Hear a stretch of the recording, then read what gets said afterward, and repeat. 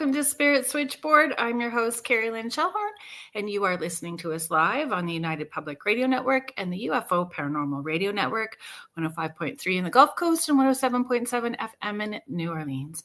If you are interested in finding out more about the hosts and the shows that UPRN has to offer, you can head to uprntalkradio.com, find out more about our hosts and shows. You can access all of our archives.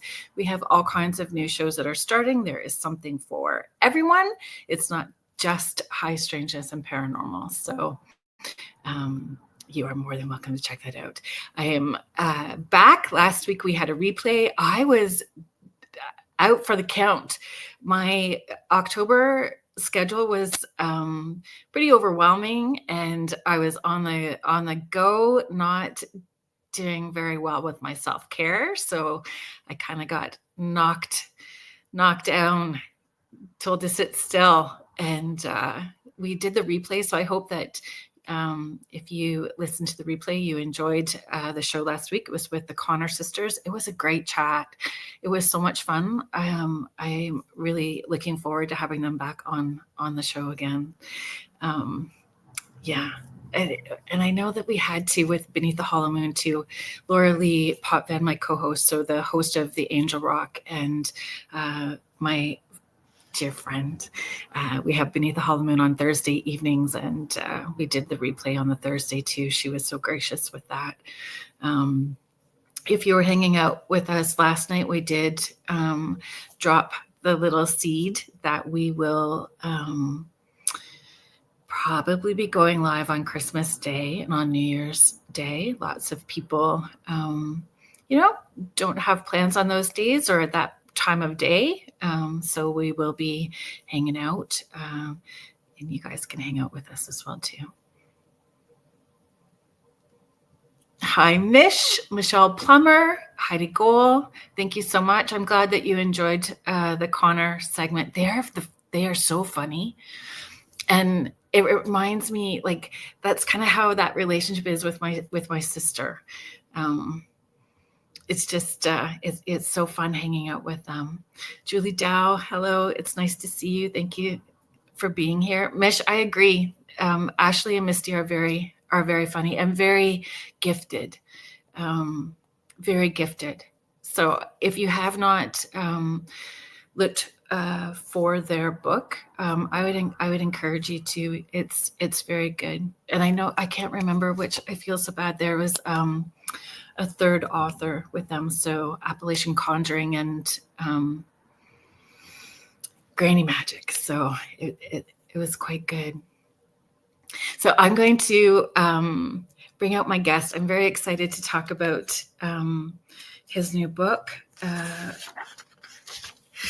You guys are going to, I know that a lot of you are book readers the same as me. I read it on Kindle, which makes me feel a little guilty. I don't know why I feel guilty when I read Kindle books, but because I like the smell and the feel of a book. It's the sensory stuff, right? Anyway, when I get my hands on it, I will show you what it looks like, especially if you guys are part of the Porch group. And we talk about the books there. Sherry Madigan, Contessa Martins, hello. Thank you guys for being here.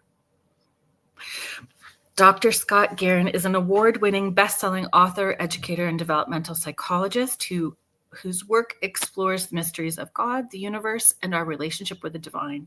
With 2 master's degrees and a doctorate in human development, he spent over 2 decades as an adjunct psychology professor at Kean University. His Angel in Training series and his latest book, Awkward Awakening, Finding Your Way Home, guides readers through spiritual awakening, our galactic heritage, and what it means to remember who we really are. You guys, if you may have watched the segment before with Scott, please welcome him to the stage. Hello, Scott. Thank you for being here. Hello, Carrie-Lynn. Good to see you again. Yeah, it's good to see you too. When you were here last, we were talking about connecting with angels and angel experiences, and it was a fascinating and fun conversation. And that book I had in my hands. It's on my shelf. Mm-hmm. So I'm looking forward to when I get this one not on. It's funny thing about Kindle. I mean, I appreciate the quickness of it and the ease of it, but I don't know. There's something about the pages of Something a about a book. book. Yeah. I know what you mean. Yeah, especially one that you can refer back to. And I feel this is a book that people will write in, highlight, Yes. come Right. back to. It's like a workbook and a journal, not just the information laid out, right? Yeah, it's a primer. In the first sentence of the book, I said this is more like a primer because it has so many topics, and I Mm-hmm. was kind of told to keep things short. Like the chapters short, so that people can go off on their own. If they get one chapter that kind of zaps them, they can delve into the references and suggested readings. Yeah, and I appreciate that. I don't know, when we had our chat last, did I talk to you about um, the Course in Miracles book? Most likely, yeah, because that's certainly been a huge part in my life. Yeah. It was for me too. Oh, And yeah. I did a past life. Well, it wasn't a past life. It was a life between lives session with Marilyn Kaufman. We talked about it. We did a segment about my session with her because that book came to me in a locked storage unit when my kids and I were in between places. We had this locked storage unit and we would go in, change clothes up and toys and all those fun things. And one day when I opened it up, that 3-ring binder with A Course in Miracles was sitting on a chair that I didn't put there. I'm the Wow. only one with the key. Yeah. Yeah. So in that session, I was asking who dropped that book in my storage unit for me to find and do this Course in Miracles. And in that book, though, it wasn't a book. It's in this binder where there was no chapter markers. Oh. So I was like plowing my way through it and buzzing. I was humming. So I when you say that you wrote it with the intention for people to do it in those bite-sized pieces and process it and do the work, I'm like, good on you, because I hit that Course in Miracles. And, somebody asked me, what are you doing? And I was at the laundromat and this person came in and said, what are you doing? Because the air feels different around you. I was humming. It was so crazy. Wow. But reading your book, it was the way that you lay it out. You really do such a beautiful job blending that scientific part of it and the academia part of it into digestible pieces for those of us who don't have that background. Yeah. And that's the key thing, is that so many people, when they get into spirituality, and it started also with the angel book as well. You talk to some people and they're like, angels, I don't believe in them. They're not, they can't, there's no scientific validation. And there's a story about a friend of mine, I may have mentioned it last time, but he said he started reading the book and like, I couldn't read it. Angels aren't real. They're not, no one really knows for sure. And I knew he was a good Catholic. He was a devout Catholic. And I said, it's interesting that you say you don't believe in angels, because there's no scientific proof, but you believe in the virgin birth, resurrection, and forgiveness of sins without any scientific validation. And he was like, yeah, you're right. I guess my only validation was that somebody wrote it down in a book. So that's it. And when you get into angels, spirits, ETs, our divine connection, we have to step outside of current accepted scientific knowledge. You just have to admit it, that, and they can claim it to say like, science hasn't caught up to this yet. And just in the first chapter of the book, my example is Copernicus. He knew his whole life that something was wrong. Something was wrong with, the moon and, doesn't go, and the sun doesn't circle around the earth. He just knew it. And so he waited until his deathbed to publish his book that the revolutions of heavenly spheres, because he knew the church, the lead scientific community at the time, then he knew the church would not like it. So he waited till his deathbed. And then it took almost 100 years later for Galileo to pick it up and start promoting it. But up until then, I'm sure, he and many people who thought like maybe there's something behind this. They're like, no, Yeah. no, Aristotle, Ptolemy, no.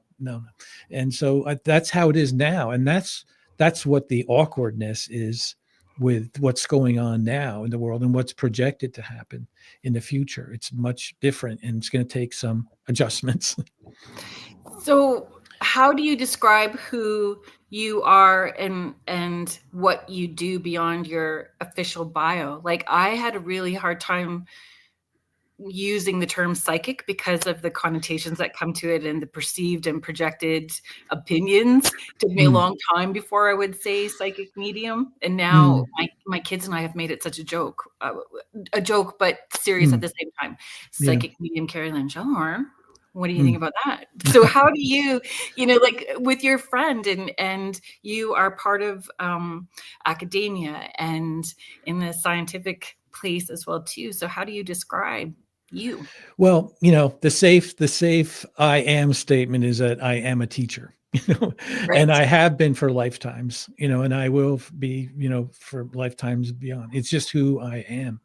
And so what I do is when I talk about certain subjects or talk about this book or angels or whatever it may be, I will, not in a sense, but sprinkle in, that, hey, automatic writing, or I was scrying with the Palladians, or, whatever it may be, I'll just kind of bring it in that way. And then, as it is a part of me, I'll just share it as I am talking about myself. So, and I'm not a practitioner, so that's the other thing. I'm not a practitioner for anything, spiritual in that way. But I am a teacher. That's the most comfortable thing I could say. Yeah. Yeah. It's, and then where the conversation unfolds from there and their comfort level and curiosity. Yeah. Unfortunately for me, a lot of my local friends and family, they're not, they're just not there, so I'm kind of, I kind of feel a little isolated in the sense, but I do have a community, remotely, like, you and other people that, we make connections with that, that help me feel grounded and home, as much at home as I could be, as we can be on this three-dimensional life. But that's okay, because that, I feel, is my role, is to help people who, they may or may not have been religious, they brought up a religious, serious religious traditions, but they don't want to go to church anymore, but they're kind of afraid to step out on their own because, they're used to some minister telling them like, this is it in their church. So what I want to do, and hopefully through this book, is to provide people who you're already there, you're definitely already there, but to give them a little background to say, okay, channeling is a thing, channeling is a thing. The Apostle Paul channeled half of the New Testament, and then people are like, whoa, wait a minute, what do you mean? You say, well, he says it was God breathed. That's the Greek word, God breathed. And that is exactly what channeling is. And so now we make the shift to modern day channelers, and there's dozens of them out there. And we all know the big names, and they've been channeling either, celestials, divine sources, angels, ETs for 20, 30 years. And now there is a consensus. And that's what got me going, that the more I read, the more we are in the midst of an awakening, and it started in probably 2012, and we're rolling along. And that's why the world is such a mess right now. It's the storm before the calm. And so, that's how it kind of got me going on this topic. And was that the experience that prompted the book? Or Oh, was there a well, specific experience? Was there well, like a there was. cosmic 2x4? No, well, yeah, in a sense, yes. So how it started was that I had written the Looking for Angels book with Nichole Bigley 2 years ago, and I was Yeah. kind of done doing what I could to promote that, and it was about 6 months. And I'm like, I don't know, something I feel like something's in me that needs to get out. I don't know what it is. So I got an email from Gaia, the Gaia organization, about a trip to Egypt, a 12-day trip to Egypt. And it was the pre-Diluvian period, which is the period in Egypt which is most associated with spiritual activity and interactions with the spirit world. So I'm like, okay, I'm in. I'm in, but it was a lot of money. It was a lot of time away. And so I was like, I don't know. So this was and 10% discount was coming up on the Friday, right? It was like Wednesday. And so that Wednesday, I happened to have booked a Akashic record reading with Melissa Sparrow, a medium and energy healer. And she, and I signed up for the Akashic record reading. I had never had one done before. So I didn't know if they would answer my question. Should I go on this trip or who knows, Yeah. So I go on this thing and 3 months earlier, I booked it. So I have this reading. It starts out, a lot of things, past lives and different things about me, which was interesting. And she says, there's something about a book. There's something about a book. And I go like, she said, are you thinking of writing one? I go, yeah. And she says, what it's going to be about? And I'm like, well, maybe awakening. And she says, that's it. That is the book. She said, your guides are handing you down a scroll. And that scroll is this book that you are going to write. And it's going to take you a year to learn what it's going to be. And it's going to start when you go, she said, you're going on a trip or something. And I go, well, yeah. And then right then my mom and dad showed up. They both passed in 2020. Which I didn't even know would happen during the Akashic record reading. Yeah. Your mom and dad are here. And my mom told her some things like, yeah, absolutely. That was definitely my mom. And my mom says, yeah, go on the trip. So I'm like, okay. And then I'm like, okay, that's convincing. And then Melissa, who's doing the reading, said, why did I write down the word Gaia on my notepad? I'm like, well, that's it. I'm going. And so long story short, she said, your journey with this book is going to occur starting when you go to Egypt. And, it was a few weeks from then. And sure enough, when I got there, it was like two electric cords got pushed together, like extension cords, like boom, you're connected with this. And that's how it was. It just started there, started coming through me. It's such a beautiful place of trust. Yeah. Yes. Yes.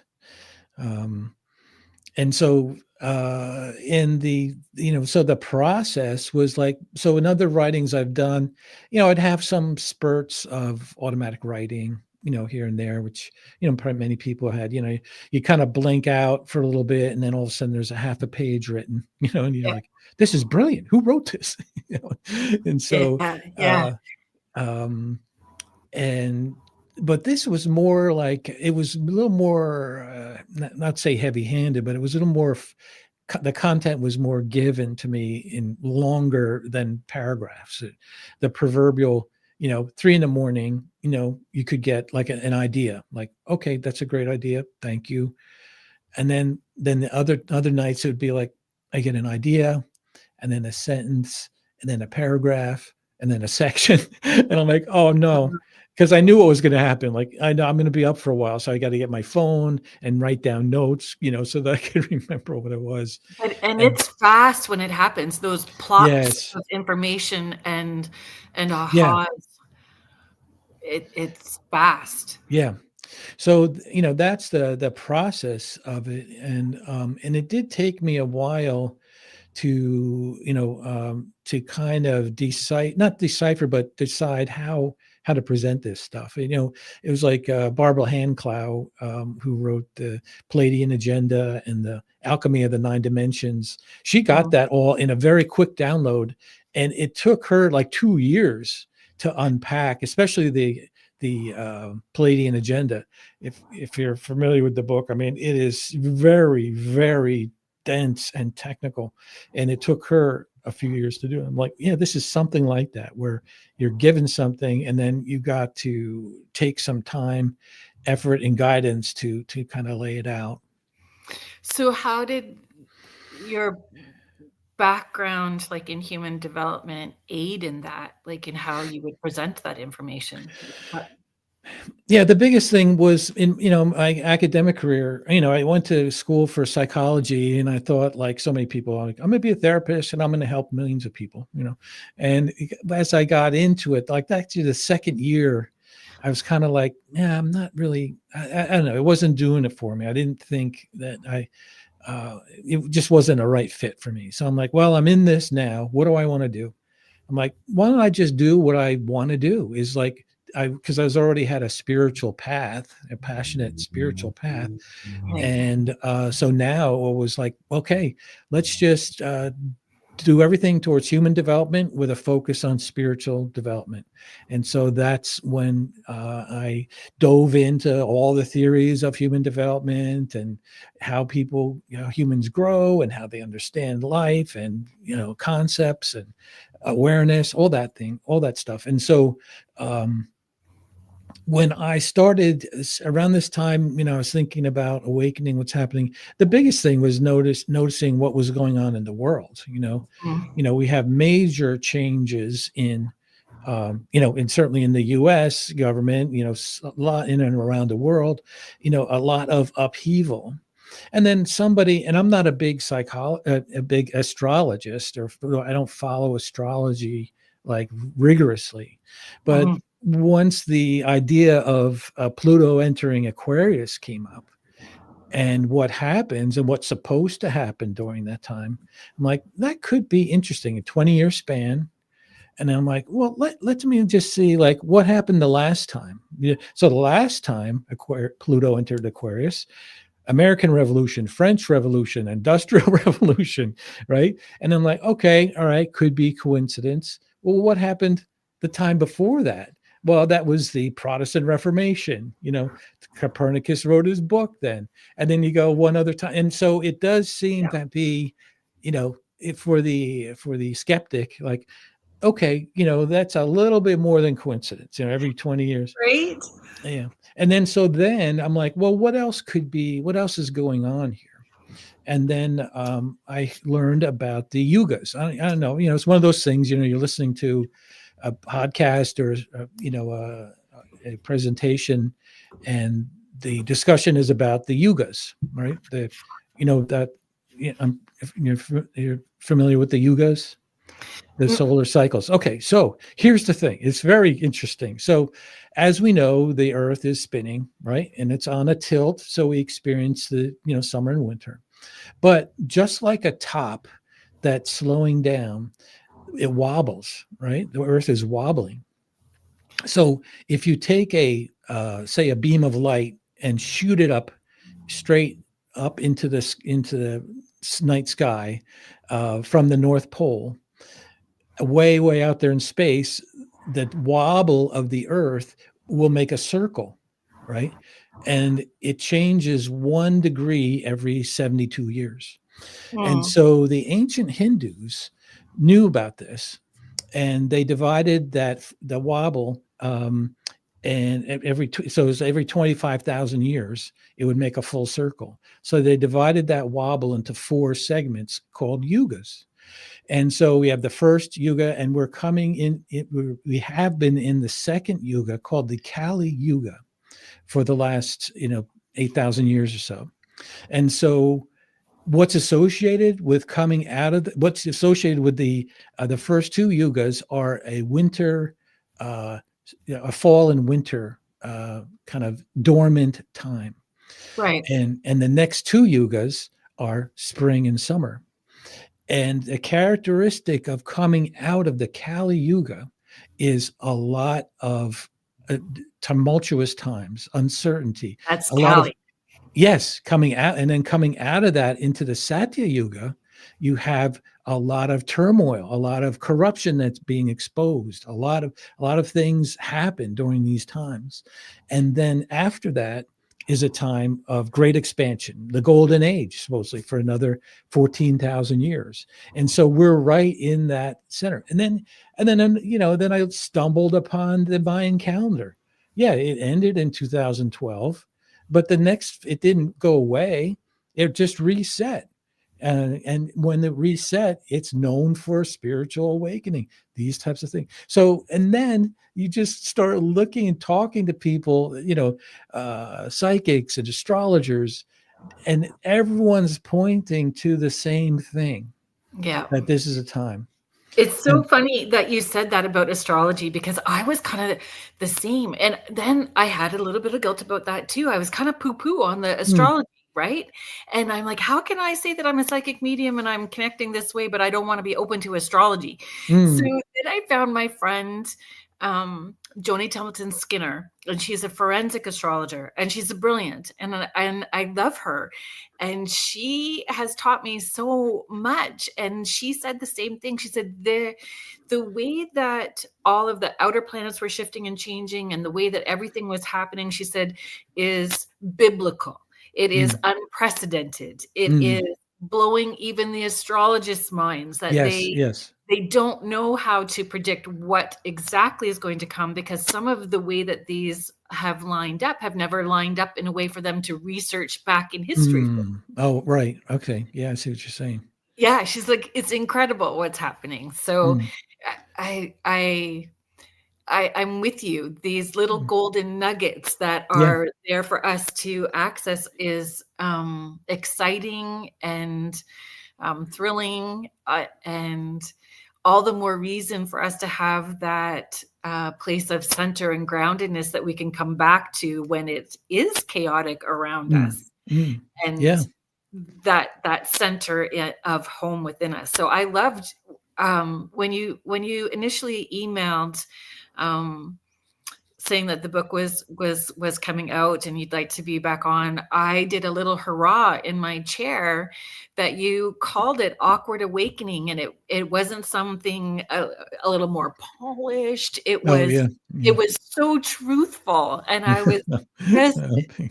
so appreciative of that. Because can you talk about the name of the book even, Yeah. and why you felt okay with calling it Awkward Awakening, Yeah. Finding Your Way Well, Home? certainly awakening, means, is almost, it's almost a general term now. Awakening, Yeah. some people talk about the ascension and going to the fifth dimension, or if it's like, okay, but on a human level, and getting back to the human development side, there are empirical changes happening, people, associate, not associating with religion, more than ever, people purchasing, psychic services more than ever.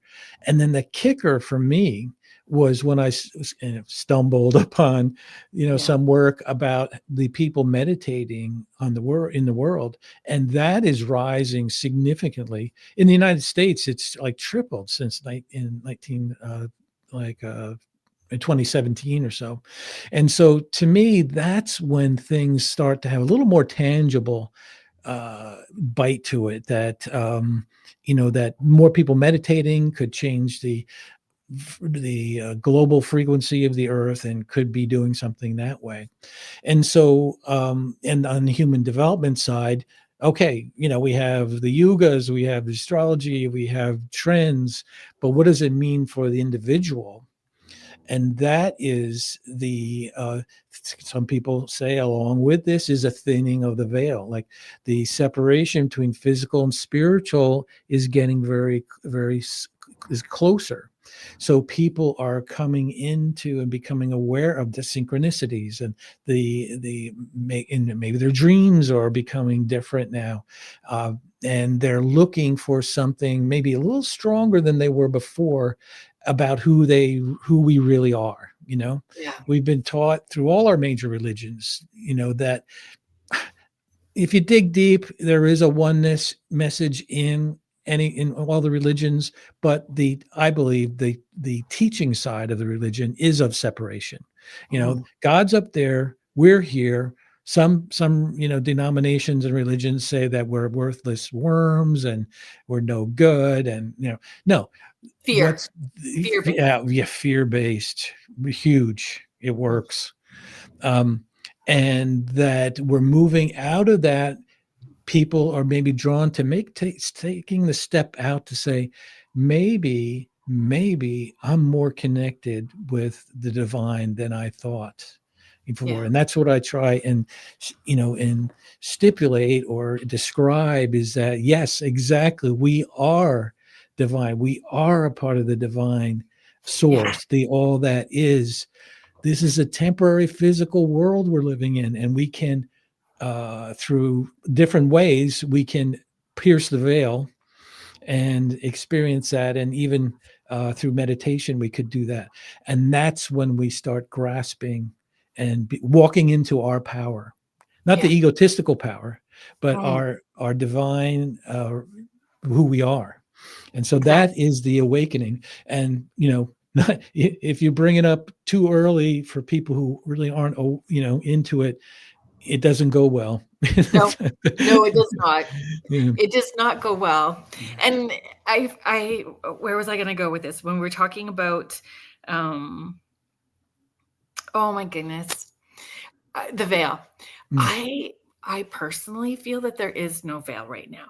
I Mm. feel that there Mm. is, it is more clear. Perceived. It's a perceived veil, Yeah, but not exactly. I reality. feel it's more clear Mm. at certain points in time, because I think that Halloween isn't it, even though people feel it's at its peak, at that Mm. end of Yeah. October. Yeah. I feel it's just the beginning, and closer to Christmas, it's even more so. Mm. Um, in my experience, but I find there are more people who are seeing shadows out of the corner of their eyes, or light anomalies, or the Mm-hmm. synchronicities. More and more people for sure are having these experiences, Mm-hmm. and asking. So, Mm. those are some of those signs, right? Yeah. When they're Declares. asking, am I crazy, Yeah. or Yeah. what is going on? So Yes. how, what are some of those um, key signs Yeah. that you would say people experience? Well, we know them as the clairs, clairvoyance, clairaudience, Yeah, clairgusting. All of a sudden there's sensations that people will be getting, like, that's weird. Like, I just got some information about a meeting that I was just about to walk into, yeah, and that or I just got an answer, about something I should do, like that seemed like outside of me, like information coming from outside of me is coming in, and that's kind of odd. So that is that's part of the awakening process. And certainly synchronicities, signs, that's how a lot of people say to me, like, how does it start? Like, oh, that's where it starts. yeah. Signs, synchronicities, knowledge, um, a yearning for connection, more than you had before. Maybe you're seeking out a meditation group, or whatever it may be, but that's the stirring of it. Exactly. And there's got to be something more. Hi, Mish. I am seeing you guys. I am seeing the comments coming up, and I'll get to them as I can. Please know that I'm reading them and seeing. And if you guys have questions for Scott, just put them in the chat, and we will bring them up. Hi, Carrie Fast. Hello, Jody Schott. Cindy Waghorn. I love that you popped in right when we were talking about frequency. Cindy has Mm. a fabulous energetic healing modalities that she offers to people, and her business is called Surrender and Shine. Mm. Mm.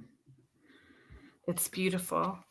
I also, yeah, that uncomfortableness, that there has to be something more, when they Yes. feel almost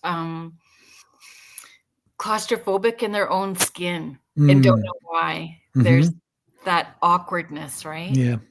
Yeah, and then certainly the awkwardness, in human development terms, a lot of people look at change. There's a lot of different change theories, but the one most common change theory is based on uh, Kubler-Ross's 5 stages of grief. And the first step in grief is like the first step in change, and that's denial. Like, no, this isn't happening, or this is just a mistake, or you talk to friends and they're like, no, what's going on with you? You're different. It's not a good thing. And so that's the awkward part, is getting used to that. And I love in George Bernard Shaw's quote, all great truths begin as blasphemy. And it's so true. And it's the same thing here. Change is hard for people, though.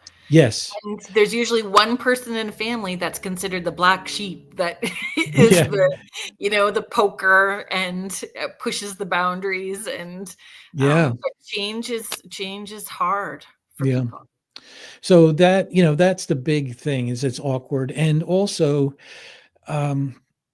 just to step a little bit ahead, that, part of the change is understanding who we are, our divine nature, and experiencing that. I have some exercises in the book about that, to really step into our divine nature.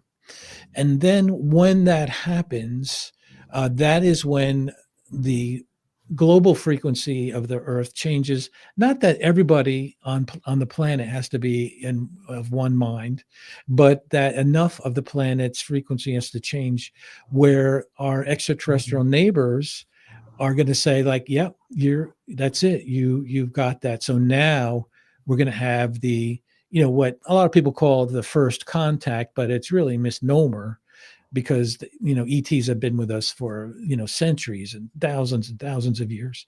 But the first contact that is being talked about now, and some people say it's not too far in the future, but that first contact is open contact. Everybody knows, and there is an exchange of technology, commerce, and open to our galactic family, on an interplanetary way.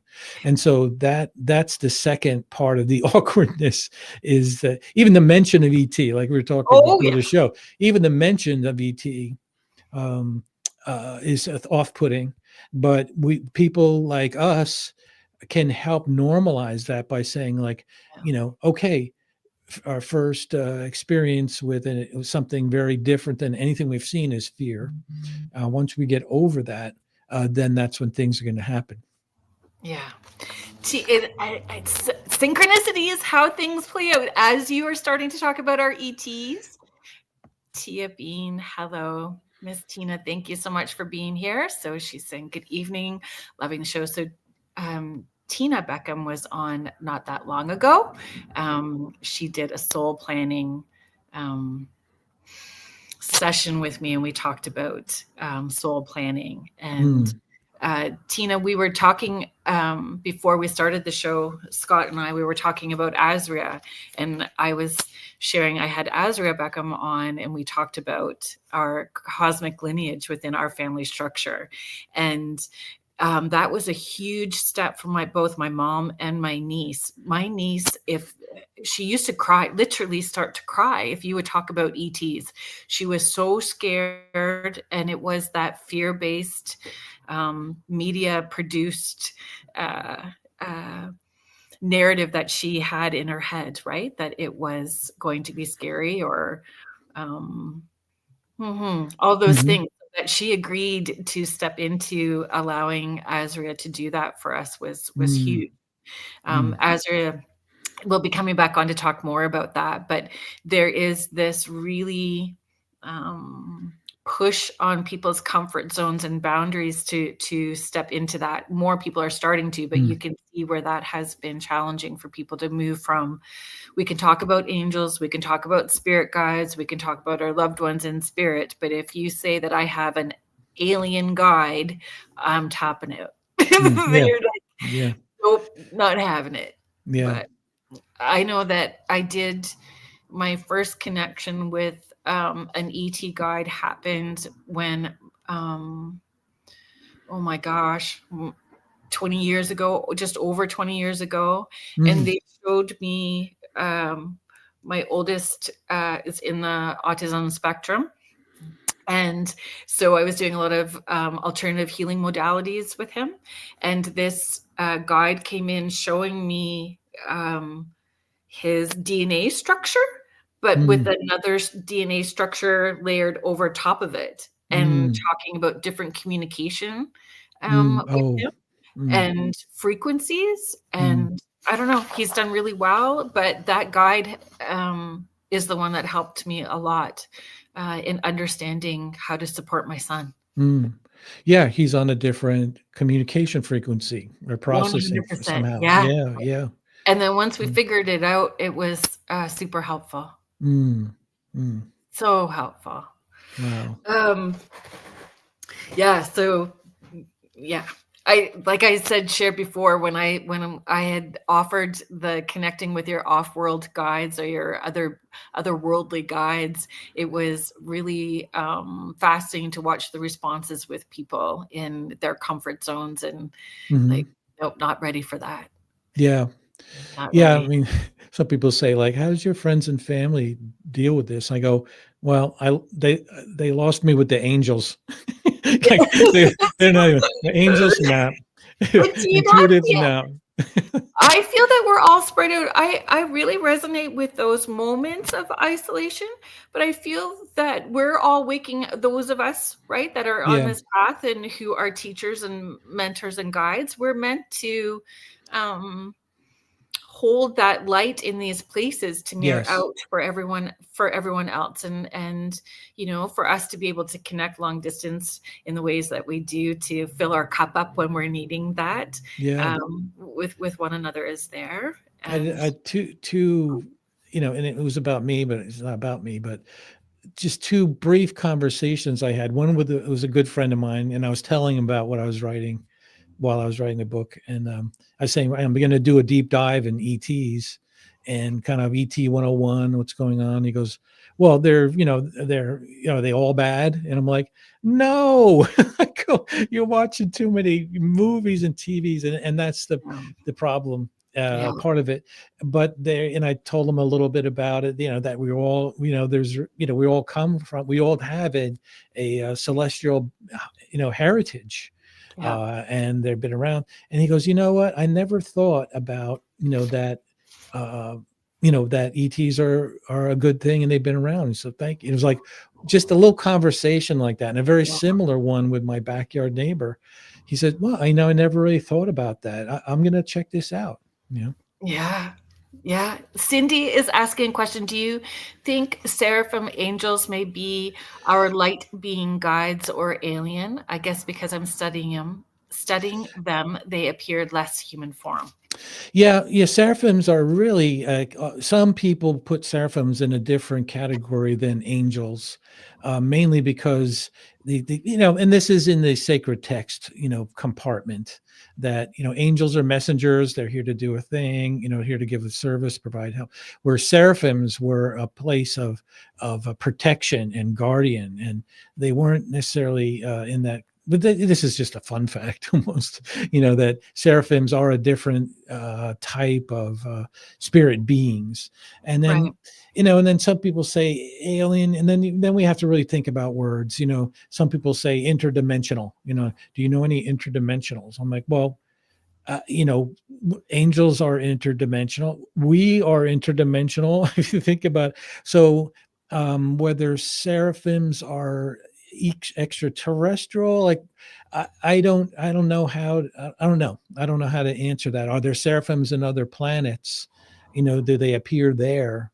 Um, uh, And what one person's truth may not be somebody else's truth in that moment. And it doesn't mean that that person's truth isn't still truthful. Like yeah, Cindy could yes. be having this experience and it is your truth and this is what it is for you. But Mm. if we're multidimensional beings connecting in with other multidimensional beings, it's just, Yeah. I mean, at one point in time, I was told, I was a Palladian, I was an Arcturian, I oh, was a gray. And I'm like, I've had a proclivity to Palladians, um, and I have that now, but I don't know, and so we all could have that celestial. We all have a celestial heritage, in that sense. Carrie is sharing in a hypnotherapy session. I was encouraged to look at who my team of guides are. I saw angelic as well as blue beings, and others not quite what I expected.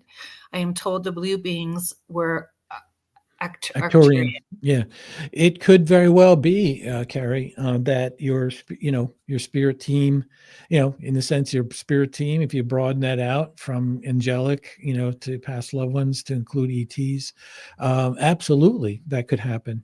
And I discuss Dolores Cannon's work to some, a good amount.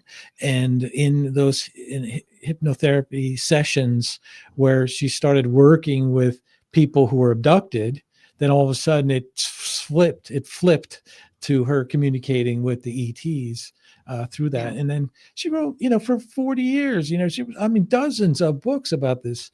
And so, absolutely, you can be in contact with, with not only angels, past loved ones, with ETs as well.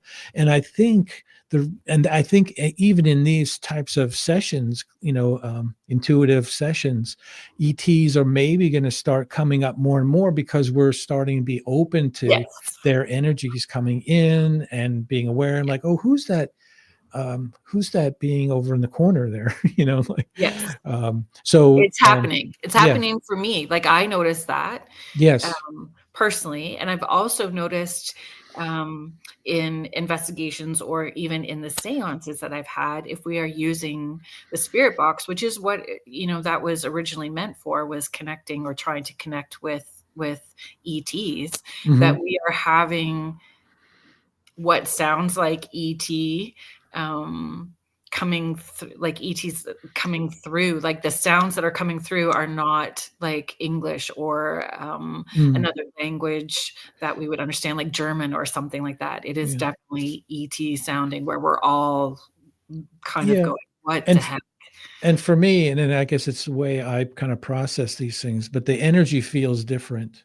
Yes, it does. With the ET versus the angelic realm. It's like the ETs, for lack of better words, the ETs are kind of crisper, like more concise feel, and then the angelic is more like softer. I don't know. That's the only way I can explain it. Cindy is saying yes. What you shared, that makes sense. I guess we don't know till we experience them. Yeah, and so I have a few chapters on how to connect, and the one is preparing for contact, which I think is one of the most important. Well, there's two important points. One is how to connect with the divine and understand that we are part of the divine. We're a hologram, all that, we're a part of all that is.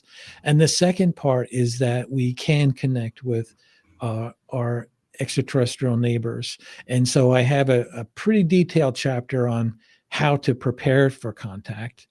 And then I have a full chapter from a friend of mine, Marty Rawson, who is a really talented and skilled ET contactee and practitioner. And he has a whole chapter on, on a protocol on how to do that. So, so I help people, if you're really into connecting with that, you can learn about how to do that. Do you feel personal healing and accountability is important prior to that, like doing some reflection on your belief systems or traumas, even like just building up to that? Yes. Yeah. So here's the big aha moment, that one of the big aha moments for me in this book was understanding the biggest block, not only to that prohibits us from feeling connection with the divine, the source, and grasping that. The same thing is the same block in our communication with our extraterrestrial neighbors. And that is that our consciousness is compartmentalized. And I learned about this mainly on the ET side, where Lisa Royal Holt, great author, was channeling Sasha Palladian, and she said the problem is that humans are stuck in one conscious level. And it's and the analogy is suppose you can divide a person up. Their head and shoulders are the conscious level, and then you have the torso is the subconscious level, and then below the torso is the unconscious level. And those are three minds, right? And so we go about our just the way humans are now. We're kind of focused on the conscious level, what's going on in the physical world, blah blah blah. And if we have a dream, if we have something, at night or in the meditative state, we kind of like, yeah, that's a secondary thing. The real focus and we're zeroed in on this conscious level. And so she said it's sort of like, and she gave this analogy. Suppose you're in a conference room, and there's someone speaking in the front of the room, and you're in the back, and all you can see is their head. So you can see their head tilting and moving. You can hear them, but you're kind of limited in what you can see of that person. If you're sitting in the middle of the room, maybe you can see their torso, and you can see their hand gestures, and you can see a little bit more of what's going on and get more information, the nonverbal cues and things like that. And that's the subconscious. And then if you're sitting in the front row, you can see their legs. You can see if their legs are crossed, if they're pointing, if they're whatever it may be. And she said that's a good example of the three levels of consciousness. And ETs can see all of them all of the time. All right. Conscious, subconscious, and unconscious. They can look at you and me and see what's going on. So where the block is if people have unresolved issues within themselves, and bringing in Carl Jung's work, the shadow work, very important in this whole thing. Because if you're conflicted, if you have things that you're, and then classic Freud and Jung's purview, it's the unacceptable parts of yourself, the ugliness part of yourself, the things you're not proud of. Those things, if you don't resolve them and accept them, not change them, you don't have to change them, but you just have to accept them as part of yourself. In an unconditional love, for yourself, then that's when your body will have a cohesion of thought and emotion that ETs will be able to look and see a clear picture of you. Mm-hmm. And the best example I can see is like, suppose you move into a neighborhood and you want to get to know the neighbors next door.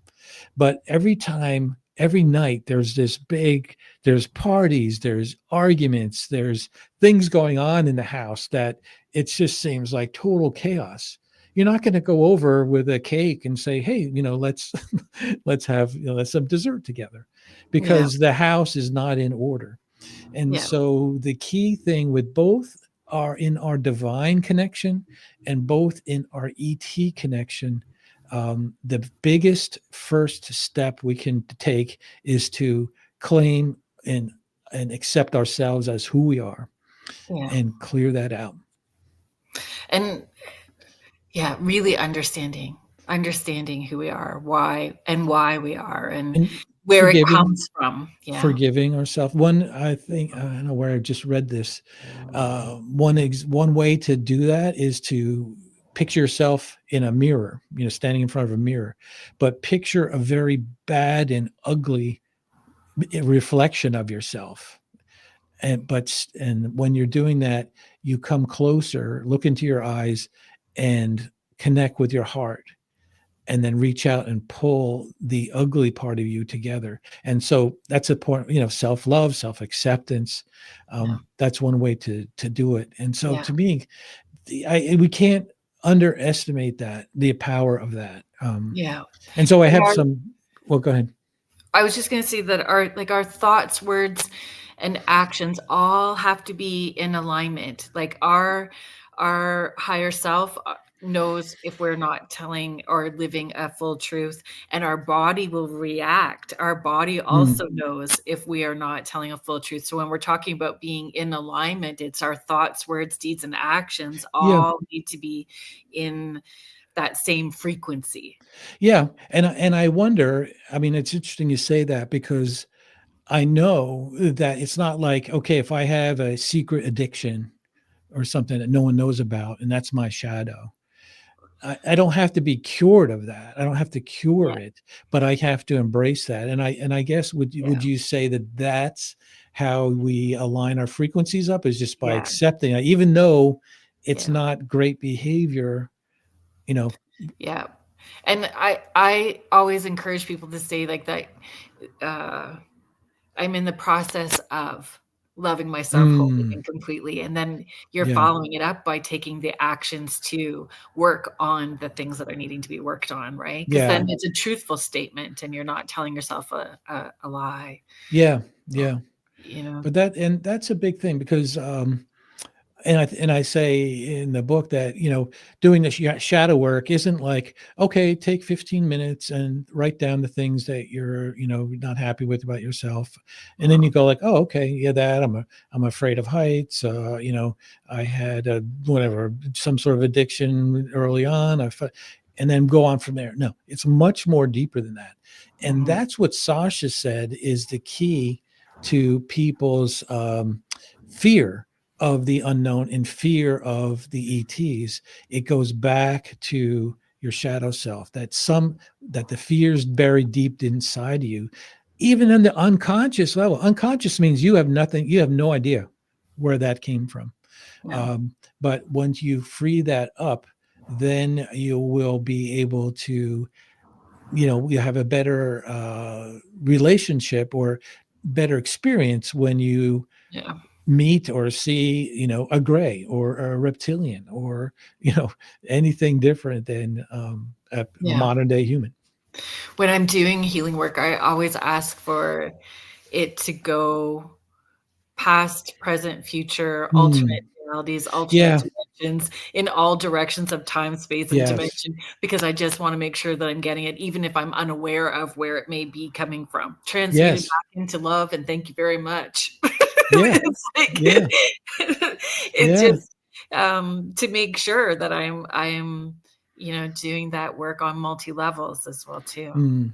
Yeah, and the Buddhist Vipassana meditation 10-day retreats. I did a few of those, and if for people not familiar with it, it's a 10-day silent retreat. You meditate for about 8 or 9 hours a day in segments in the Dharma Hall, Wow. and the first 5 days is calming your mind. The second 5 days is scanning, and the scanning is looking for densities, which are hurtful behaviors that Mhm. attach themselves to your body in symbolic ways, but they're there. The key thing is that is the Buddha came up with that because he realized that we come into this world with hurts and proclivities that came from other lives that we don't know anything about just because we don't know what happened. And so it's the same thing there. Like, and I love the way you said that you go in all directions because Yeah. we have many different life experiences that we are all learning, right? We all made dumb, mistakes and or whatever we wanted to learn, experience a certain thing in a certain life, and Yeah. we got to make sure that we forgive ourselves for those. And remembering that we're multi-dimensional. I like Oh, that you brought up yeah. Interstellar. I think I've watched Interstellar about 12 times now, and it's still, Yes, I know. it's just it was so brilliant. It was just brilliant in Yeah. explaining that. I'm gonna bring this if before you comment on that, I'm going to bring Cindy's comment up when she said, I like that you said the first step. I often say that the 12-step programs can be used for spiritual awakening too. Yes. Yeah, absolutely. Yeah, absolutely. Very spiritual based, 12-step program. Yeah. Interstellar Yes. and multidimensional beings, and I I, I find when we talk about the word power, it's awkward for some people, like when we say stepping into your power or Mm. feeling empowered. It's really about peace at the same time. Like, Yeah. Yeah, it's not a worldly like we see now power. It's a, it's almost a misnomer power. I mean, but it's yeah, stepping into our energetic body or stepping yeah. into our energy, who we are, And that accountability part, I use that word a lot, accountability. We are in constant co-creation with the universe. Mm. We are in constant co-creation. Every minute we are in constant co-creation. So it's a frequency that's going out, and it's responding back to us, and that we are responsible for Well, the so energy that we put out, right? would you say that we're accountable to ourselves in a sense? Like Yes. we're accountable to what Yeah. we're Yeah. creating in a sense, Exactly. and certainly our soul journey and that, but Yeah. what we see is what we've created, type of thing. Yeah, and that's hard for some people. Yeah, and it's so many people when you talk about ETs and things, and people make jokes about not jokes, but they look at Star Trek, and they go like, "Oh yeah, that's what it's going to be." I say, "Are you kidding me?" I said, you think in 100 million years, we're going to have desks and tables and computers and, walk around, like we are now? Like, no, no, Yeah, you can't even make a comparison, and we can't project. So out of necessity, we project what we know onto the unknown, and yeah, we have to be careful of that, to say, like, no, just because, like, say I have a little section in there about the governing bodies of the universe. The Galactic Federation is the most popular one, but there's many other ones, and we say, oh, so they're going to be like a government, just like our government. Like, no, no, it's not going to be just like no, our government, but there is a governance that is in place, and that kind of watches over things to make sure, really bad things don't happen. yeah. How would people recognize them multidimensional parts of themselves? Ooh, that's a good question. Um, I think you can experience them, um, in a number of different ways. There's some meditations that but Barbara and Jerry Hanclow have provided in their books. So you can, through meditation, you can experience dimensions. Mhm. I just listened to one of my favorite. This seems a little weird, but this psychologist Scott Taylor studied about 3,000 near-death experiences with people, and was observing their brain wave changes and this and that at time of death. And he developed a bunch of guided meditations to simulate what the brain is going through at time of death, where you can do it, on your own, and you're not in danger of dying. It's not like, well, he'll Right. take you right up to the edge and Is bring it you. like binaural beats? Well, that's in the background of a lot of his stuff. Yes, yeah, Okay. yeah, that I use and those that. a lot.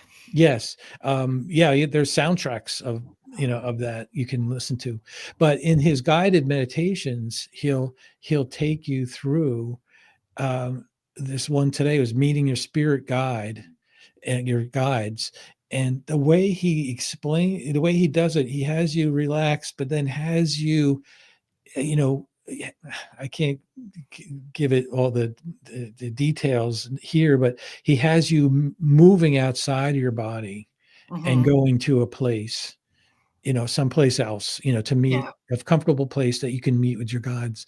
And then you come back. And he mentioned this, you're now leaving your physical body. You have two bodies, and so those types of, you can do it through meditation, certainly through psychedelic drugs, with guided experiences with that. You can So, experience. what are your thoughts? If this is an uncomfortable conversation, then we don't have to go there. Um, but I'm going to step in the big pile of poo Okay. and tell you my opinion on it. Okay.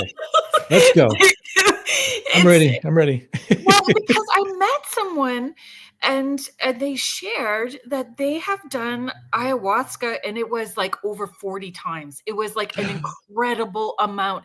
And I'm like, is that even safe? Like with the same person? Is that not like Mm, greedy just about money with that person at that point? mm, I understand I understand the why people want to have those experiences, and maybe once or twice or potentially just to attain it, but do you still not have to do the work? Like, I know, like, you would still have to do shadow work, you would still have to do breath work and understanding mm, yourself, and I would feel like you still need to pull back some of those layers to really get to that place without needing the psychic doubt. It's not saying yeah, that it's bad. I just thought that was such a astronomical number to me that it was yeah.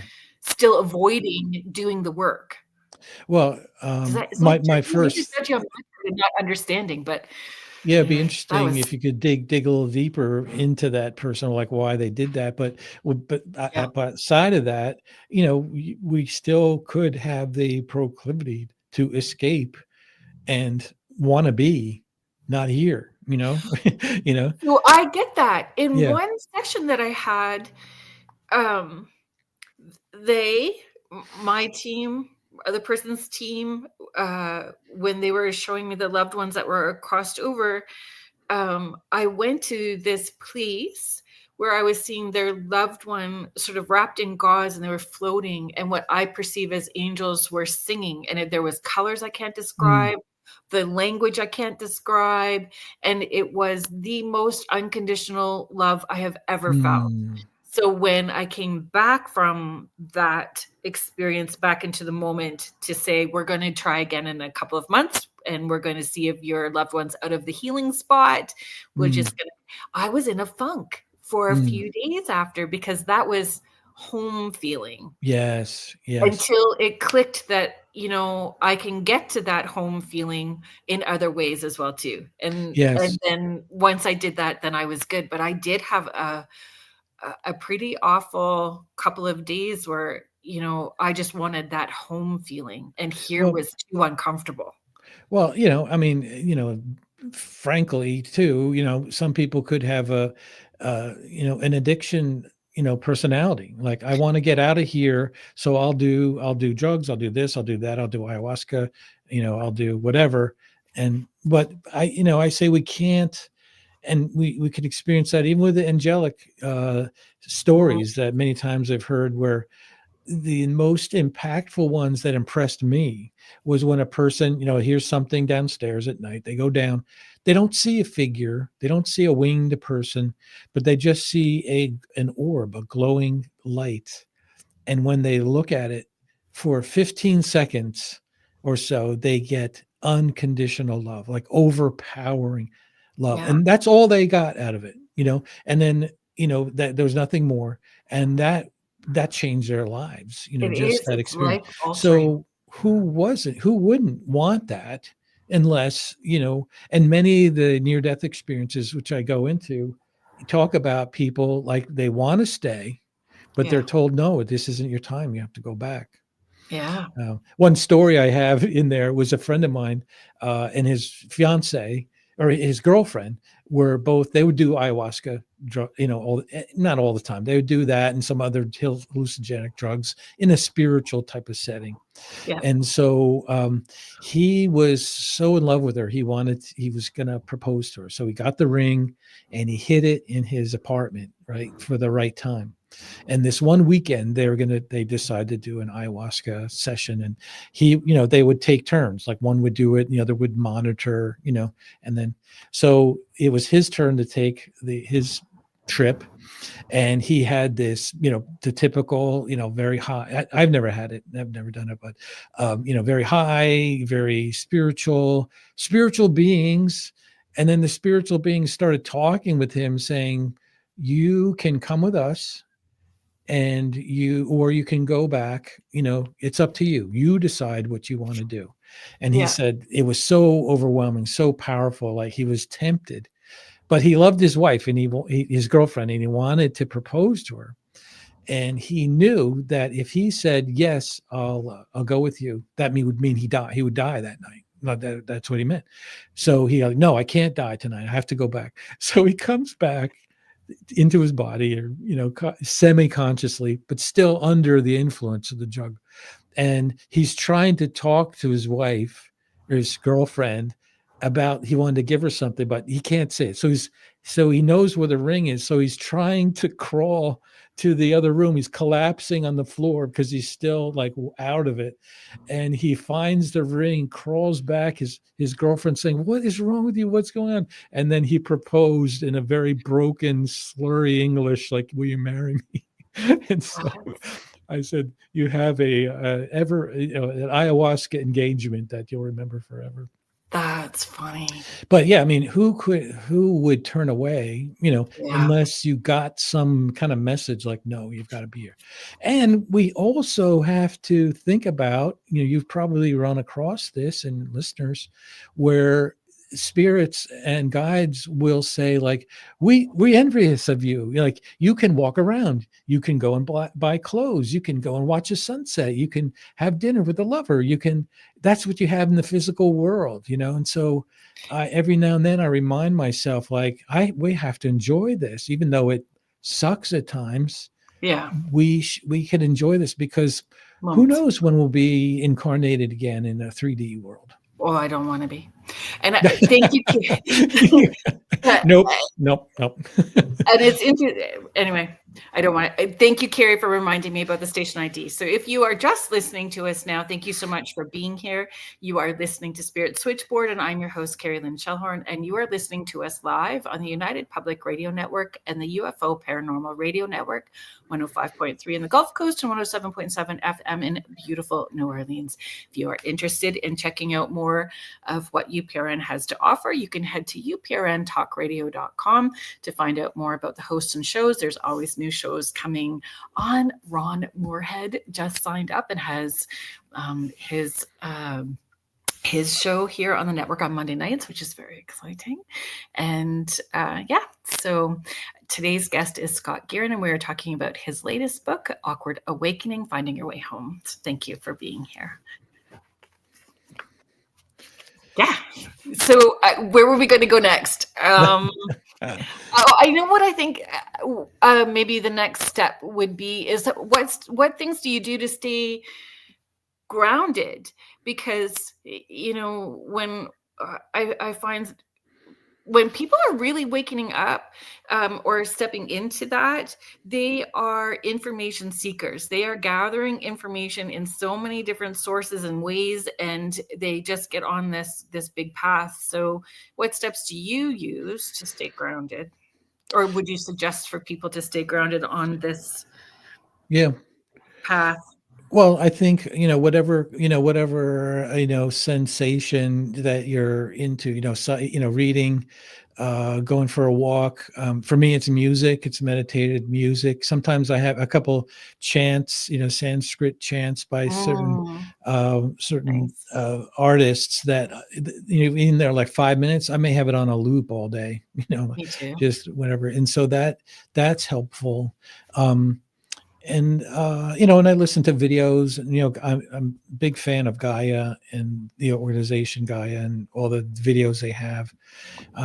But there is something that, and I haven't actually told anyone about this lately, but in the midst of, so I got the book, it's out there, it's kind of, who knows what's going to happen.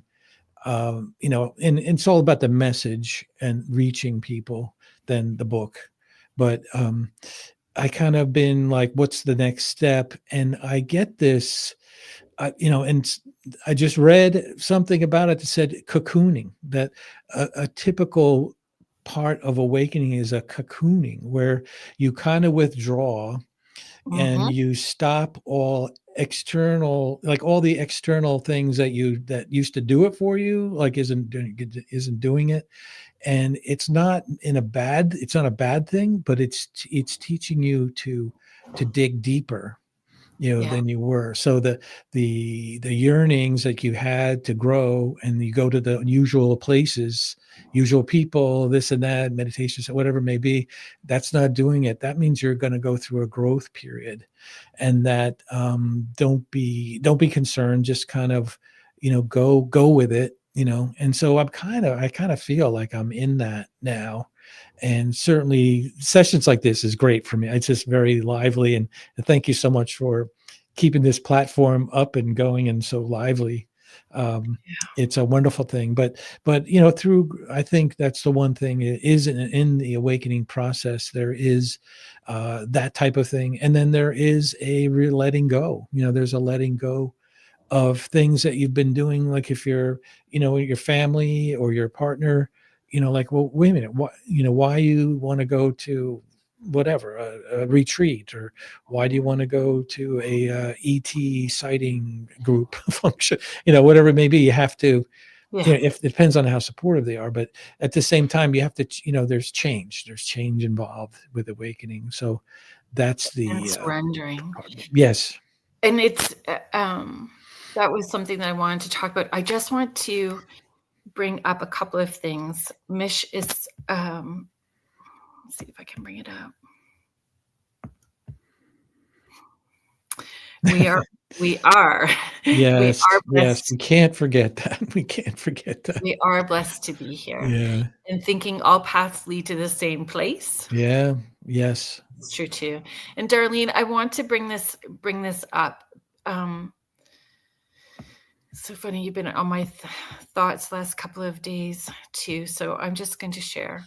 I have so much love for my daughter, Emma. Darlene's daughter, Emma, recently passed away.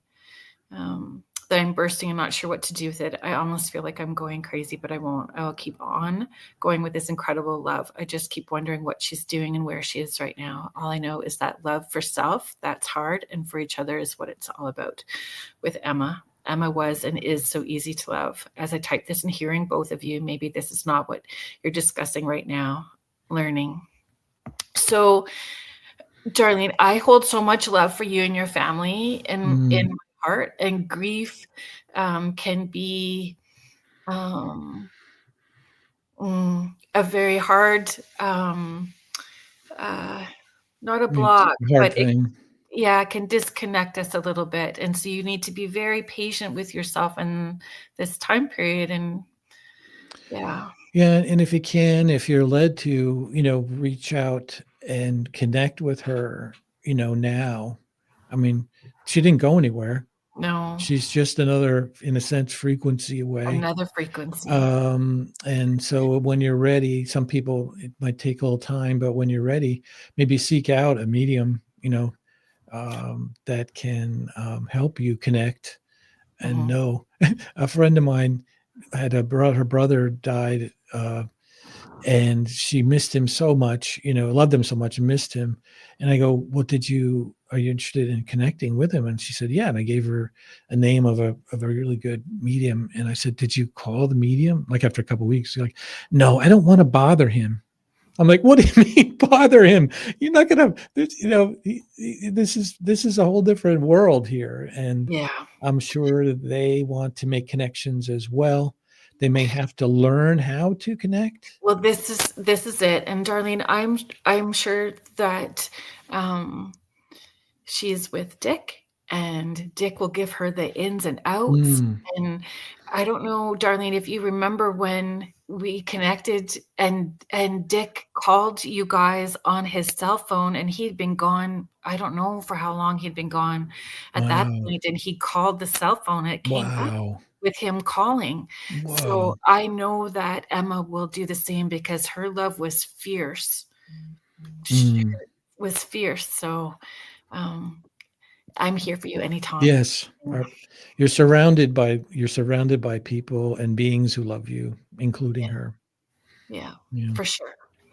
And maybe this is a good time to ask that question that I had for you about when we talked about compartmentalizing. When we get on this path, I feel that's part of the stumbling blocks for people at the beginning, that it's not a yoga class Thursday at 7, meditation class Monday at 6. It can be that, but it's a 24/7 flow. Yes. You get into this space where it is recognizing that making your dinner is also spiritual, and that the frequency and mindset that we put into everything that we do is a flow. Yes.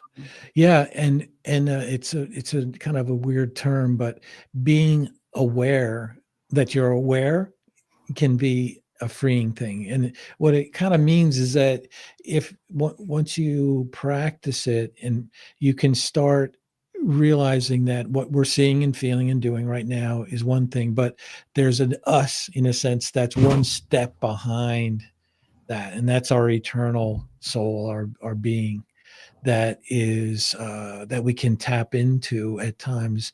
And once you do that, then a lot of things can happen. You might see more of your soul journey, you may have a more of a long-term view of where you're going. But that's the one thing that some of the, like Stephen Greer, who's a big teacher about connecting with ETs, and I would say the spirit world, is Yeah. that going beyond our sensations, like being aware of our sensations and going beyond that, that they're just sensations. I don't know if I'm making myself clear enough or not, but Yeah. it's that being aware that we're bigger than what we see on this Yeah. physical plane. And it's really hard to articulate and to teach people about being present, right? And for people who are grieving, and are in that grief, that mind chatter is there, right? Yeah. All of Yeah. that mind chatter really can get in the way. And so it's in the non-thinking moments Mm. that those aha. And it doesn't mean you're not doing. You can be doing things, but in a non-thinking Yeah. way. That's the subconscious, it's like you're not focused on it. You're letting things go, doing kind of not mindless things, but that type of thing, or you're meditating or going to sleep. Those are the times when spirit can really speak to us in profound ways. But Yeah. in our 3D existence, we're like, that was just a dream, or it wasn't really real, um, So um, do you find like writing it out or saying it, like if you say it, you claim it, or we tend to believe what we write or what we read. So if we write out those dreams, or we say it to somebody, or expressing it helps yeah. validate it.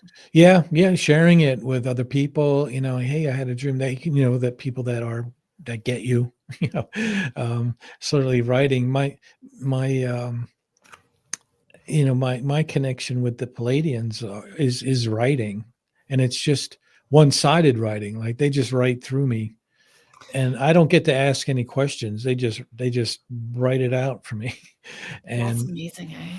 I yeah, know. Have you connected with Lily Nova at all? no.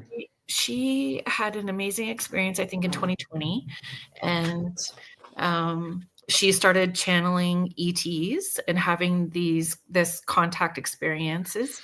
And she says, like, she'll wake up in the middle of the night, it'll be 3 o'clock in the morning, and they are giving her the information, and she has to Mm, just start writing. yeah. And just no different than any other guide. If a guide or somebody was coming through, right? Yeah, but so that's the thing, is that we can easily like brush those things aside. Like, you're getting connection, you're getting thoughts, you're getting information, and you can just like, yeah, that's, I don't know what that is. I'm just gonna let it go. But it's the willingness and ability to just stay with that and know that it's real and focus on that. Those types of experiences that makes the difference with people who are awake and people who are not awake. Have you ever wanted to turn it off? Um, that's a good question. Well, yeah, the 3 a.m. thing, when I know it's like a lot of information, and I Yeah. just like, oh, I'll be dragging tomorrow when Do after. you give them boundaries? Do you tell Well, them, like, yeah, Saturday isn't okay to wake me up at 3, but like for the week, no? no, I haven't gotten that. I'm like, I haven't. I haven't been yet. I'm so since it's relatively new to me, I don't want to turn it off. Right. And there hasn't been anything, so that, yeah, that's just me at this Yeah, moment. yeah. I think 'cause I was a single parent for such a long time with 4 children that I was like, I had rules and boundaries with them all. I was like, Mm, "No, no. yeah, Nighttime, I am sleeping and I'm with you guys all day with yeah, work." Like it is that job. So yeah, pretty clear, but I find for me, it's almost overwhelming as soon as I wake up. That's why I am very structured with my routine first thing in the yeah, morning because it comes in like a flood. yeah, yeah. Like today, I had a few things planned, but I had to get these out in my Yeah, mind. And then the other thing with boundaries, I think that I probably emphasize more is the boundaries with the harmful entities, spirits, and ETs. can you discuss Uh, that? well, yeah, I mean, I was working with this. My co-author on the Angel book is Nichole Bigley, and she's been running a podcast, a psychic story, for years. And so, in around the time that we were writing the book together, I started helping her out, producing, guest hosting, and stuff. And one of the people on the show was a witch. She's like, "Yeah, I'm a witch. I'm a Wiccan. Call me Wiccan, witch, whatever. I do all that stuff." And she was a wonderful person. She was telling us about their kids and this and that. And she says, when people hear witch, they get all afraid, or the Ouija board or divination tools like scrying, they like, no, no. And she says, well, first of all, the church, almost every church doesn't like that because it may eat away at their power, their power and control. Right. And we don't do that. So that must be evil, She said, but let's face it, folks, there's evil spirits all around every one of us right now. You can't say that it doesn't happen. So you have to realize that you are protected, that there is a soul journey, that there are spirit forces that will be more powerful than them. So Mhm. you have to claim that and feel good about that. So that's what I kind of know. And then I don't want to experience anything like that, and so So I pray to my and put intentions out to my spirit team, Archangel Michael. Don't give me, may everything I experience be for my best and highest good. yeah. Protect me, those types of things. I also find the more that you do the work, um, you can feel frequency, right? So we can Mm, feel the frequency. So you can feel when something is not or is heavier. yeah. I just caution because sometimes we can feel people coming through where that energy feels off-putting, and if we haven't done all of our shadow work, it could be triggering something within us, so we perceive it as something as evil, but it's Yes. not necessarily. Right. It's ourselves. It's Exactly. yeah, yeah, yeah. Yeah. So really making sure, that we understand that we have a divine team to call on to intervene if we do find ourselves feeling something that is heavier, if we need that, and they are Mm, always there. mm, But when you really lean into the frequency, um, you recognize what, uh, yeah, yeah. not evil. I don't like using that word evil, but is Yeah, lighter dark and or head heavier, danger. Yeah, darker. yeah. Yeah, and you can take the right steps with that. I've been wanting to, even though I know I have connections, and I've been certainly in the writing of this book very much influenced by and given information by my ET, spirit guides, ET friends, and I've been wanting to, part of me wants to have like an experience, like maybe go into a spaceship, maybe get away. Yeah. But then I'll say like, yeah, but please don't give me anything I can't handle, And so they're probably like, make up your mind, Scott. I'm like, what do you Oh, want? yeah. You and me then. I'm outside at 10 o'clock. My kids have, well, I mean, when they've been home because my kids are adults now. Um, I'm outside at 10 o'clock when it's dark with a flashlight going, where are you? Yeah. Why aren't Oh, you coming? yeah. I tell you, a great app is called CE5, Close Encounters of the Fifth Kind, by Stephen Greer. Oh, Stephen yeah. Greer. Yeah. And he has protocols out there. You see, it can be a little controversial at times, but Yeah. he has protocols that will bring in that. And I've been, and so that's one thing to try and do.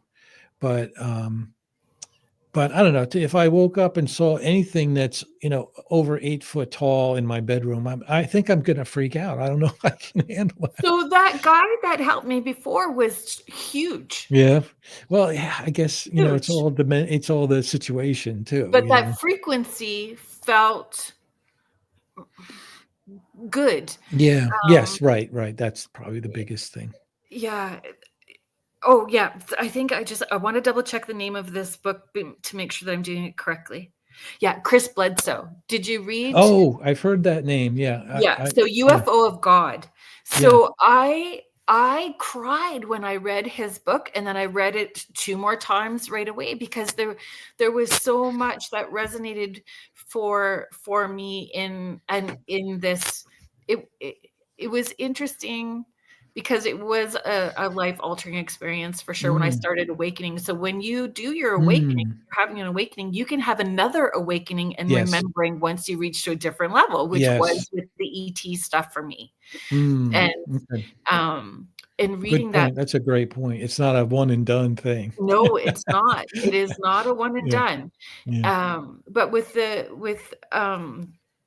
his book, he really, they're beings of light, and he sees them no different, like of God, that they are Yes. of this greater all that is. And when you watch him work, it really is just this breath, and he connects in and is energetically and he just connects in, and his brainwaves go a certain way, and he calls them in, and those light beings start popping in, and you're watching them come.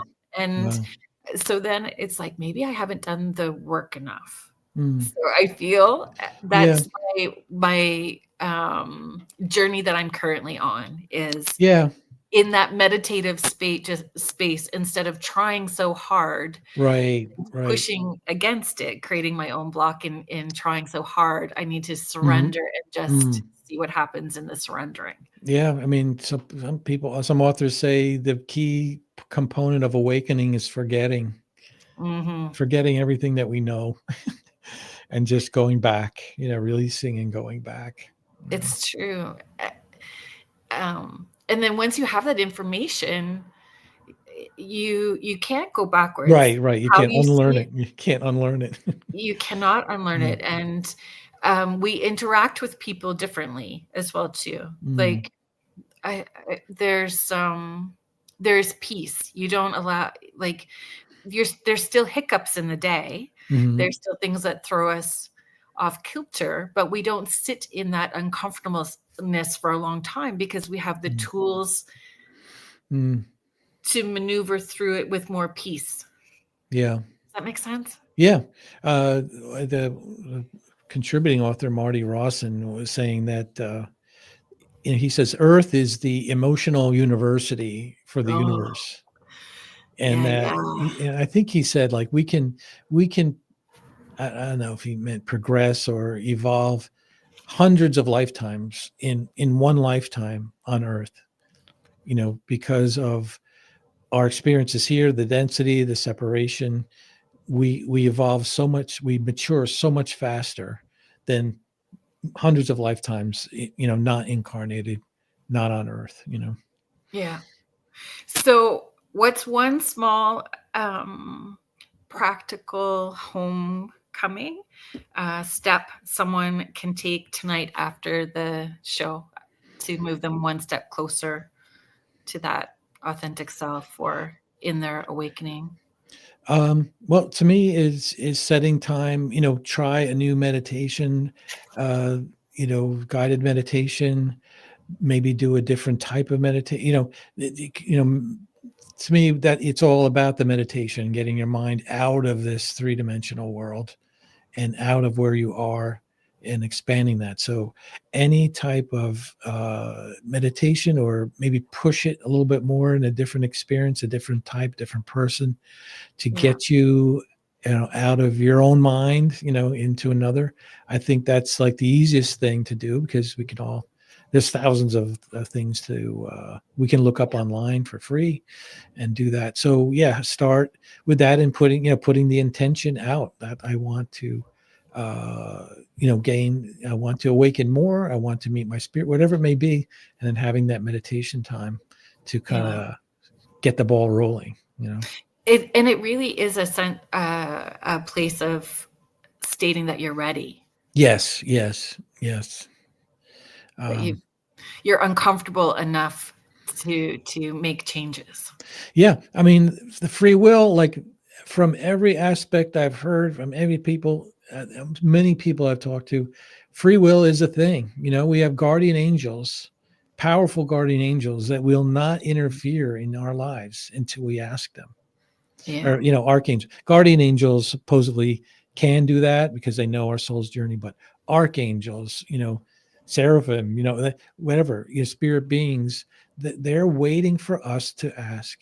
And so it's a big thing, and I agree with you 100% on that. Yeah. I thank them every morning for Yeah. the gifts that they bring throughout the day. So I just assume it's going to happen throughout the day. Yeah. And today certainly did. My as I was watching my car being towed away. Ooh. I know. What I happened? It know. died? Yeah. Oh, gee. Just for today. It was a minor inconvenience. But again, all the things that needed to happen for me happened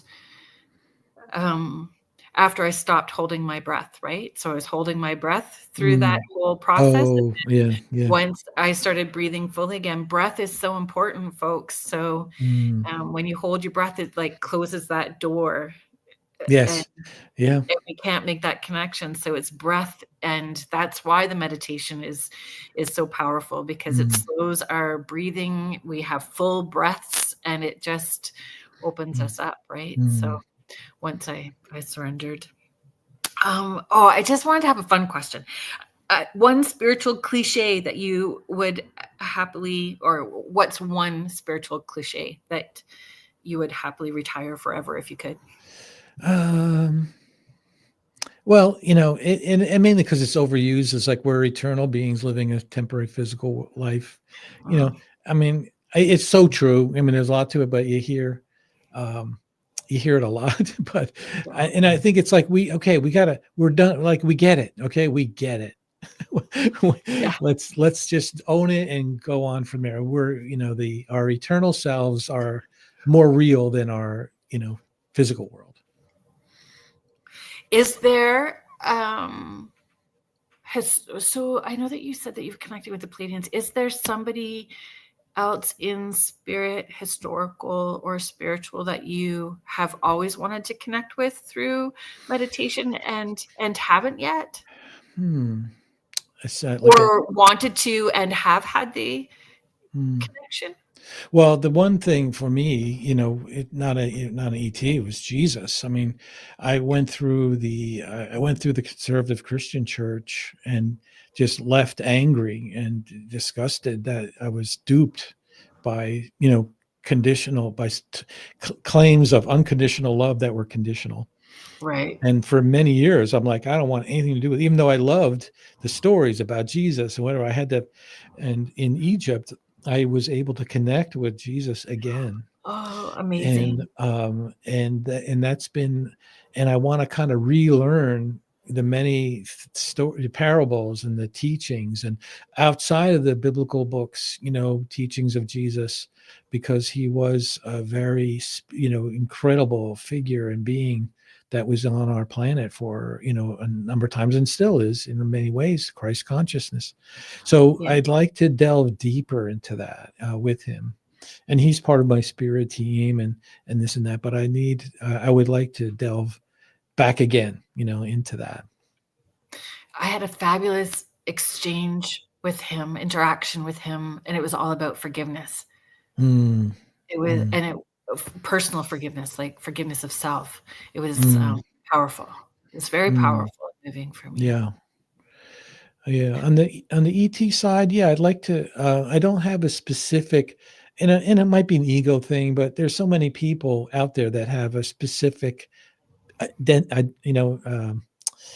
being, they like, okay, I channel, Satya for Lisa Oh, Holt, or, yeah. or, Germain, but, that's a non-physical being. But yeah, I mean, I kind of would like that. That'd be kind of cool. Like, but, I have to remind myself, ETs are not like, it's not like going to SeaWorld, I'm like, oh, let's see Shamu jump for this fish. Right. And, no, it's not like that at all. It's a disservice thinking of it that way. But if I could partner more concretely, I guess would say, I think that would Yeah. be good. I think that might be the next step for me, is to And the map. next book.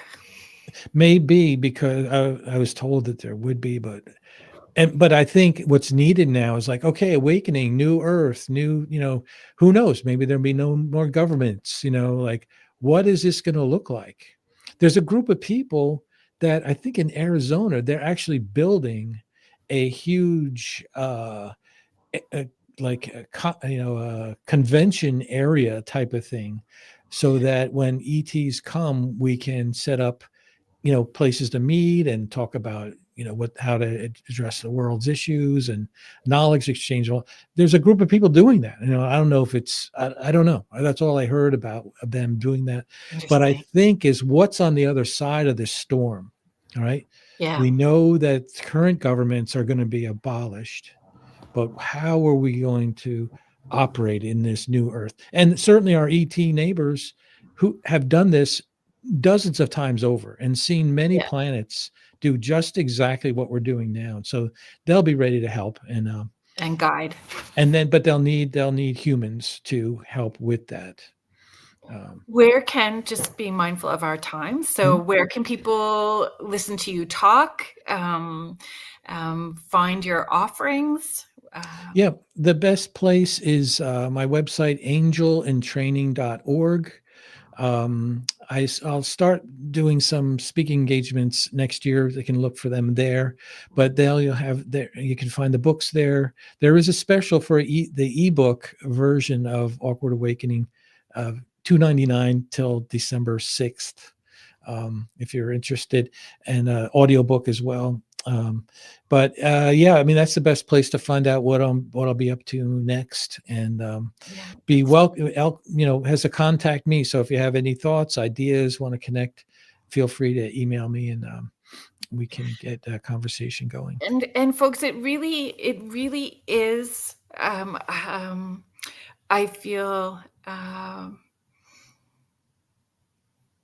an investment in yourself purchasing this book. It's an investment in your journey. Like, you really do break down, you give us all the educational information, you break it down in bite-sized pieces where we can process easily, and then you give us the exercises at the end, so it can be, and it's I wanted to just mention that really quickly. Like, it's an epic individual journey, and it's a lifetime journey. So Mm, you can come back to it and take your time and process yeah. it, right? Like, And what I found helpful is that it's like when you're talking to somebody, and those of us who are kind of, there, in the spirit world, accepting that, and you get that, and then you're talking to somebody who is not that, just maybe just coming out, just, you don't open saying, hey, this Palladian female, talking through Lisa Royal Holt said this. You can't, no, you have to start on baby steps. So not only will it help you, yeah, it'll help you teach others to bring them along. And that's the value of this message that I was giving, yeah, that we all can thank help you. others move along. Yeah, thank you. So, folks, next week on Spirit Switchboard, Courtney Mickenvale. She is an author, historian, and founder of Seaside Shadows Haunted History Tours. Mystic Connecticut's original award-winning ghost tour company. So she's a licensed tour guide and specialist in the paranormal history and local lore. She leads walking and boat tours across Southern New England. She is going to be the guest that I have on next week. So I hope you come back and join us in that conversation again. And Scott, thank you so much. It's always a pleasure having you on the show. Thank you, Carolyn. Thank you, listeners. We're all lights in the world, and we have to do our best to shine it brightly. Yeah, thank you. Thank you so much. Thank you to the United Public Radio Network and the UFO Paranormal Radio Network, 105.3 in the Gulf Coast and 107.7 FM in New Orleans. Please stay tuned, everybody. Jeffrey Pritchett is up next with the Church of Mavis. Have a good week, everyone. Good night.